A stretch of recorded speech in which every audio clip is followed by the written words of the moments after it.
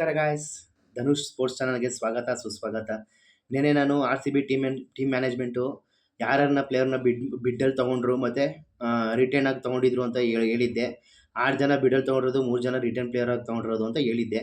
ಅದಾದಮೇಲೆ second round ಇರುತ್ತೆ, ಅದೇನಾಗುತ್ತೆ ಯಾರೋ ತೊಗೋತಾರೆ ಅಂತ ಹೇಳಿದ್ದೆ. ಅದನ್ನು ಈ ವಿಡಿಯೋದಲ್ಲಿ ಹೇಳ್ತಾ ಇದ್ದೀನಿ. ಸೆಕೆಂಡ್ ರೌಂಡಲ್ಲಿ ಯಾರನ್ನ ಬಿಡ್ ಮಾಡಿ ತೊಗೊಂಡ್ರು ನಮ್ಮ R C B team management ಅಂತ ಹೇಳ್ತೀನಿ, ಕೇಳಿಸ್ಕೊಳ್ಳಿ. ಮೊದಲನೇದಾಗಿ ಟೀಮ್ ಡೇವಿಡ್ ಅವ್ರನ್ನ ತೊಗೊಂಡ್ರು, ಅದು ಖುಷಿ ವಿಚಾರ. ಜೊತೆಗೆ ರುನಾಲ್ಡ್ ಪಾಂಡ್ಯ ಅವ್ರನ್ನ ತೊಗೊಂಡ್ರು. ನೆಕ್ಸ್ಟು ಭುವನೇಶ್ವರ್ ಕುಮಾರ್, ಎಂಥ ಪ್ಲೇಯರು, ಇವ್ರನ್ನ ತೊಗೋಬೇಕಾಗಿತ್ತು, ತೊಗೊಂಡ್ರು. ನನಗೆ ಎಕ್ಸ್ಪೆಕ್ಟೇಷನ್ ಇತ್ತು ತೊಗೊಳ್ತಾರೆ ಅಂತ, ಹಂಗೆ ತೊಗೊಂಡ್ರು.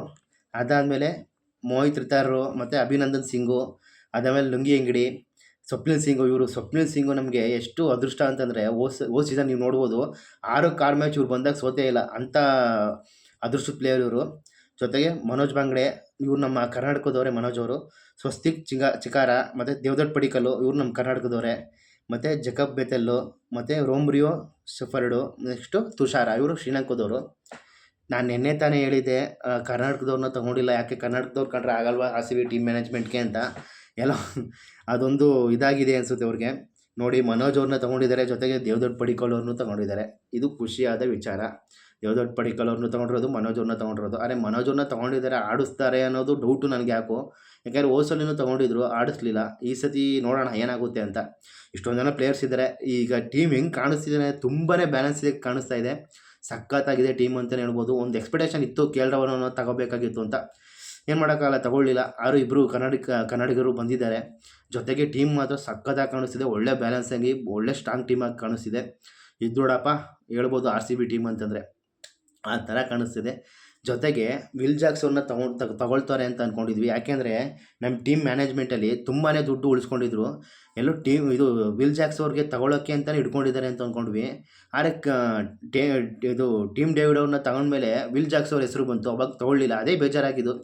ವಿಲ್ ಜಾಕ್ಸ್ ಅವ್ರನ್ನ ತಗೊಬಿಟ್ಟಿದ್ರೆ ಇನ್ನೂ ಸಖತ್ತಾಗಿರೋದು. ಆದರೂ ಏನು ಮಾಡೋಕ್ಕಾಗಲ್ಲ, ಇಲ್ಲೇ ತುಂಬಾ ಪ್ಲೇಯರ್ಗಳಿದ್ದಾರೆ. ಅವ್ರು ಬಂದಿರೋ ಅವ್ರನ್ನ ಕುರಿಸ್ಬೇಕಾಗಿತ್ತಿಲ್ಲದ್ರೆ ಅವ್ರು ಪ್ಲೇಸ್ಮೆಂಟ್ ಹಾಕಿ ಇನ್ನೊಬ್ರನ್ನ ಕುರಿಸ್ಬೇಕಾಗಿದೆ, ಆ ಥರ ಆಗ್ಬಿಟ್ಟಿರೋದು. ಈಗಲೂ ಏನು ಬೇಜಾರಿಲ್ಲ. ಅವ್ರ ಬದಲಾಗಿ ಟೀಮ್ ಡೇವಿಡ್ ಅವರು ಬಂದಿದ್ದಾರೆ. ಎಂಥ ಆಟಗಾರ ಅಂತ ಎಲ್ರಿಗೂ ಗೊತ್ತು. ಟೀಮ್ ಡೇವಿಡ್ ಅವರು ಹೊಡಿದ್ರೆ ಎಲ್ಲೆಲ್ಲೋ ಉಂಟಾಗುತ್ತೆ ಶಾಟ್ಗಳು, ಆ ಥರ ಶಾಟ್ಗಳೇ ಹೊಡೆಯೋದು. ಆದ್ರೂ ನಾನು ಏನು ಬೇಜಾರಾಗ್ತಿರೋದು ಅಂದರೆ, ಅಕಸ್ಮಾತ್ ಏನಾದ್ರು ಬೆಂಗಳೂರು ಮ್ಯಾಚ್ ಮೇಲೆ ಇದ್ದಾಗ ವಿಲ್ ಜಾಕ್ಸನ್ ಅವರು ಚೆನ್ನಾಗಿ ಆಡ್ಬಿಟ್ರೆ ಆವಾಗ ತುಂಬಾ ಬೇಜಾರಾಗ್ಬಿಡುತ್ತೆ. ಯಾಕೆ ಅಂತಂದರೆ ನಮ್ಮ ಪ್ಲೇಯರು ಆ ಒಂದು ಏನು ಆರ್ ಸಿ ಬಿಗೆ ಯಾರೇ ಬರಲಿ, ಅವ್ರು ನಮ್ಮವನು ಅಂತ ಒಂದು ಏನಂತಾರೆ, ಒಂದು ವಿಶ್ವಾಸ ಉಟ್ಕೊಳ್ಳುತ್ತೆ, ಒಂದು ಕಾಳಜಿ ಉಟ್ಕೊಳ್ಳುತ್ತೆ. ನಮ್ಮವರೇ ಅನ್ನೋದು ಆರ್ ಸಿ ಬಿಗೆ ಯಾರೇ ಬರಲಿ, ನಮ್ಮ ಹುಡುಗ ಅವನು ಅನ್ನೋದು ಒಂದು ಫೀಲಿಂಗ್ ಉಟ್ಕೊಳ್ಳುತ್ತೆ. ಆ ಇದರಿಂದ ಹೇಳ್ತಾ ಇರೋದು, ಇವ್ರನ್ನ ಬಿಡಬಾರ್ದಾಗಿತ್ತು. ಸೆಕೆಂಡಾಗಿ ಪಾಪ ಸಿರಾಜ್ ಅವ್ರನ್ನ ಬಿಡಬಾರ್ದಾಗಿತ್ತು. ಅದೇ ನನಗೆ ಬೇಜಾರಾಯ್ತಿರೋದು. ಸಿರಾಜ್ ಅವ್ರನ್ನ ಮತ್ತು ಕೊಹ್ಲಿ ಅವ್ರನ್ನ ಒಂಥರ ದೂರ ಮಾಡ್ದಂಗೆ ಆಗೋಯ್ತು. ಒಂಥರ ಗುರು ಶಿಷ್ಯ ಥರ ಇದ್ದರು ಇಬ್ಬರೂ. ಸಿರಾಜ್ ಅವ್ರನ್ನ ಬಿಡಬಾರ್ದಾಗಿತ್ತು, ಯಾರೇ ಬರಲಿ. ಆಮೇಲೆ ಇವರು ಕೆ ಎಲ್ ರಾಹುಲ್ ಅವ್ರನ್ನೂ ತಗೋಬೇಕಾಗಿತ್ತು, ತಗೊಳ್ಳಿಲ್ಲ. ಅದೊಂಚೂರು ಬೇಜಾರಾಯಿತು. ಜೊತೆಗೆ ಟೀಮ್ ಮಾತ್ರ ಸಖತ್ತಾಗಿದೆ, ಇಷ್ಟು ಮಾತ್ರ ಹೇಳ್ಬೋದು. ಇಷ್ಟು ಹೇಳಿ ಈ ವಿಡಿಯೋನ ಮುಗಿಸ್ತೀನಿ. ಈ ವಿಡಿಯೋ ನಿಮಗೆ ಇಷ್ಟ ಆಗಿದ್ರೆ ಲೈಕ್ ಮಾಡಿ ಮತ್ತು ಶೇರ್ ಮಾಡಿ ಮತ್ತು ಸಬ್ಸ್ಕ್ರೈಬ್ ಆಗೋದನ್ನು ಮಾತ್ರ ಮರಿಬೇಡಿ ಫ್ರೆಂಡ್ಸ್.